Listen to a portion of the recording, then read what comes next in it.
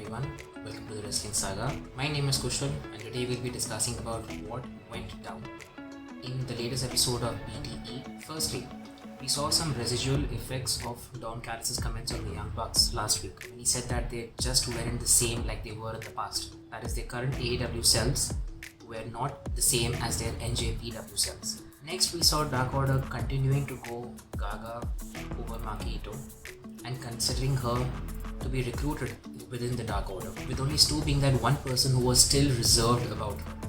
Eventually, when Johnny Silver, aka Johnny Hungy, offered Maki Ito the chance to join the Dark Order, she flipped all of them off simultaneously, thereby proving that only Stu was a person with proper foresight.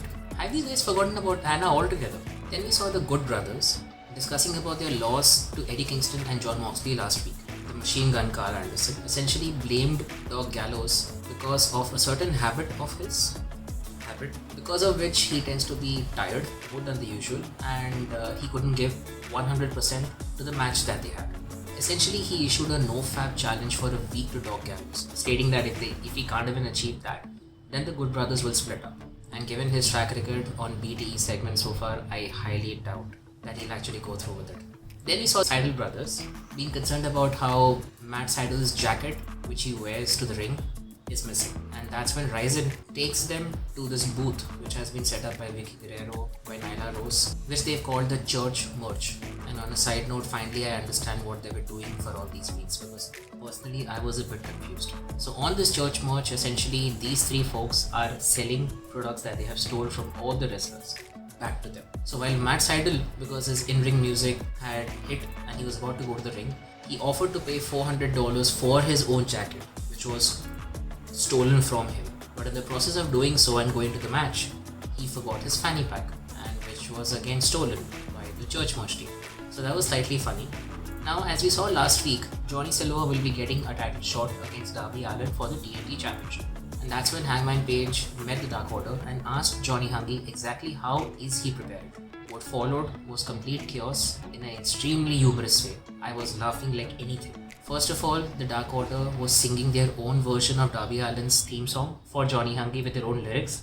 It took me a minute to realize they were actually doing that, but that's so freaking hilarious. Secondly, we saw Johnny Silver chasing -1 on a scooty of sorts, trying to emulate how he will essentially hunt down or run behind Darby Allin if he uses a skateboard.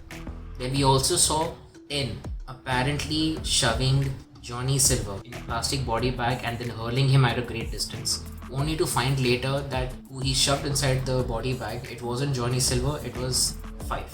And then both of them started hitting him. 5 doesn't really catch a break. That's what I told a week ago also. Johnny Silver also practices getting hit by 3 skateboards at the same time, just in case Darby Allin uses that as a weapon within the match. This was all over hilarious. These guys always make me laugh. That's the reason why I love them as a team. Matt Hardy then eventually calls up Matt Jackson and tells him how both the Jackson brothers, Young Bucks, are essentially gullible because Don Callis is clearly fooling them, just like, and I think this was either mistakenly or purposely, but Matt Hardy admitted that he was the one who used Hangman's phone to message the Young Bucks that they were breaking up, and essentially he did all of that because he wanted to exploit Hangman Page for earning more money. Now this is something really beautiful, poetically, because now that Matt Jackson knows that he was in the wrong and he tried to go back to Hangman being all disappointed and probably want him to come back to the group, we heard the same music, the sad Hangman music, which we had seen when Hangman eventually went to the Dark Order Club and they started chanting Duck Hangman, Duck Hangman. That was a onions were being cut when I saw that episode. At least for me, I genuinely felt bad. Beyond being wrestlers, there are also fantastic actors. So now with the same music, Matt Jackson walks back trying to get Hangman Page to return, just to see him enjoy with the Dark Order, finally having found friends. And while he parts away from Dark Order's lair, I think we can call it a lair by this point, he sort of shuts the door which he had tried to open. And that shutting of the door can be metaphorical because that not only means that he's going away, it also means that probably the door of friendship, probably that opportunity, Jackson let it slip by. 2 meanings I believe in this scene, but again, it was nicely shot, and that song, I'm a fan of that song. I actually even have it saved on my own personal playlist. That's all that we saw in this episode of BTE. I enjoyed it as always, and this was my quick recap of the entire BTE episode. I hope you found it helpful, and I hope you, your families, friends, jobs are all safe and secure. Take care and have a peaceful day ahead. Bye bye.